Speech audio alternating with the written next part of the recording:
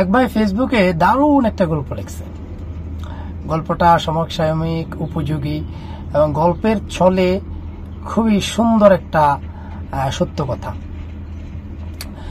তো গল্পটার সারমর্ম এরকম যে, আমি যদি সংক্ষিপ্ত আকারে বলি, একটা লোক বিয়ে করছে। বিয়ে করার পর 1 বছর, 2 বছর, 3 বছর, 6 বছর, 15 বছর, 16 বছর তার কোনো বাচ্চা কাচ্চা হয় না।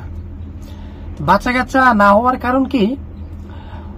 সবই ঠিক আছে, বউর সাথে স্ত্রীর সাথে মিলন করে, ওইটাও ঠিক আছে। তারপরে সমস্যা হয়েছে গিয়ে তার ওই যে বীর্যে তার শুক্রাণু নাই।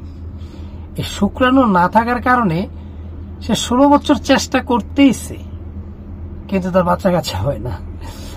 তো আরেকটা মানুষ বিয়ে করছে, বিয়ে করার পরে 36 দিনের মাথায় তার ওয়াইফ প্রেগনেন্ট।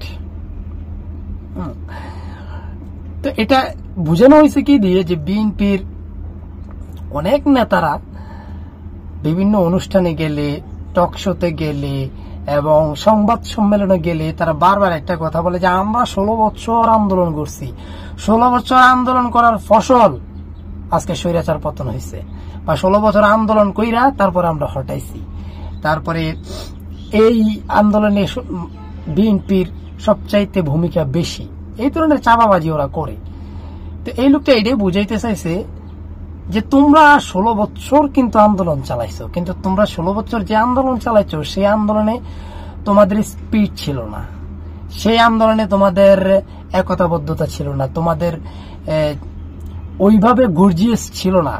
একটা সরকারকে পতন করতে হইলে যে স্পিডটা প্রয়োজন, যে একতাবদ্ধতাটা প্রয়োজন, যে যুক্তির প্রয়োজন, ওইটার কোনো কিছুই তোমাদের মধ্যে ছিল না।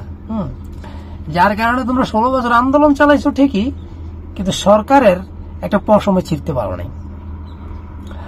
আর এইদিকে জুলাই আন্দোলনে সাধারণ ছাত্ররা,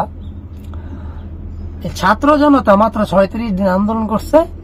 এই 36 দিন আন্দোলনের ফসল স্বৈরাচার পালাইতে বাধ্য হয়েছে, এমনকি সাথে পদত্যাগ কইরা।